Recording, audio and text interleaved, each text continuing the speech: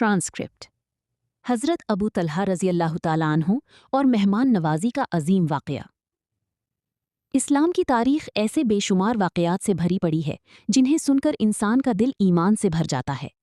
सहाबाए कराम रज़ी अल्लाह अन्हुम ने अपनी ज़िंदगियों में ऐसी कुर्बानियाँ दी कि आज भी दुनिया हैरान रह जाती है। उन्हीं अजीम हस्तियों में एक नाम हज़रत अबू तलहा अंसारी रज़ी अल्लाह ताला अन्हु का भी है। उनका एक ऐसा वाक़या है जो मेहमान नवाजी, ईसार और अल्लाह पर यकीन की बेहतरीन मिसाल बन गई। ये वाक़या उस वक्त का है जब मदीना मुनव्वरा में गुर्बत और तंगी का दौर था। कई कई दिन घरों में चूल्हा नहीं जलता था।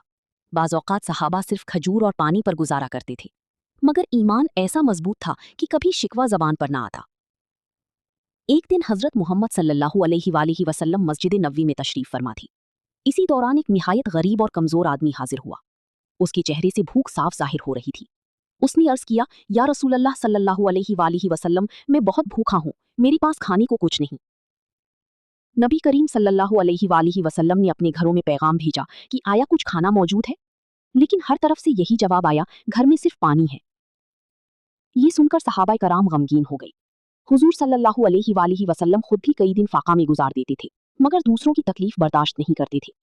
आप सल्लल्लाहु अलैहि वसल्लम ने सहाबा की तरफ देखा और फरमाया, कौन है जो आज रात इस मेहमान की मेजबानी करे, अल्लाह उस पर रहम फरमाएगा। ये सुनते ही हजरत अबू तलहा अंसारी फौरन खड़े हो गए और अर्ज किया, या रसूलल्लाह सल्लल्लाहु अलैहि वसल्लम, मैं उस मेहमान को अपने घर ले जाता हूँ। वो मेहमान को साथ लेकर अपने घर पहुंची। घर दाखिल होते ही अपनी अहलिया से पूछा, घर में खाने के लिए क्या है? उनकी जौजा ने जवाब दिया, सिर्फ इतना खाना है जो बच्चों के लिए काफी हो सकता है। ये सुनकर हजरत अबू तलहा कुछ लम्हे खामोश रही। घर में बच्चे भूखे थे, खाना बहुत थोड़ा था और मेहमान भी साथ मौजूद था। लेकिन फिर उन्होंने फरमाया, बच्चों को किसी तरह सिला दो और खाना मेहमान के सामने रख दो। उनकी अहलिया भी नेक और साबिर खातून थी। उन्होंने फौरन शौहर की बात मान ली। बच्चों को बहला फिसलाकर सिला दिया गया ताकि वो भूख महसूस न करें। फिर खाना मेहमान के सामने रखा गया। हजरत अबू तलहा ने अपनी बीवी से कहा, चराग बुझा दो ताकि मेहमान को महसूस न हो कि हम उसके साथ नहीं खा रहे। चराग बुझा दिया गया।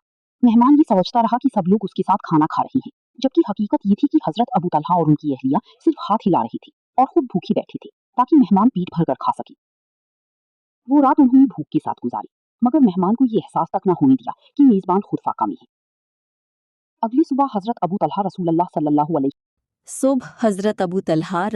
सल्लल्लाहु अलैहि वसल्लम की खिदमत में हाजिर हुए।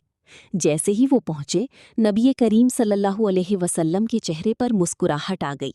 आप सल्लल्लाहु अलैहि वसल्लम ने फरमाया, अल्लाह ताला तुम दोनों मियाँ बीवी के अमल से बहुत खुश हुआ है। रिवायात में आता है कि इस वाक़या पर कुरान मजीद की आयत भी नाजिल हुई, जिसमें अंसार की तारीफ की गई कि वो अपनी ज़रूरत पर दूसरों को तरजीह देते हैं, चाहे खुद तंगी में हों। सोचिए, ये कैसा ईमान था। आज अगर हमारे घर में थोड़ा सा खाना हो तो हम परेशान हो जाते हैं कि कहीं कम ना पड़ जाए, मगर सहाबाए किराम अपनी बच्चों की भूख बर्दाश्त कर लेते थे, लेकिन मेहमान को भूखा नहीं सोने देते थे।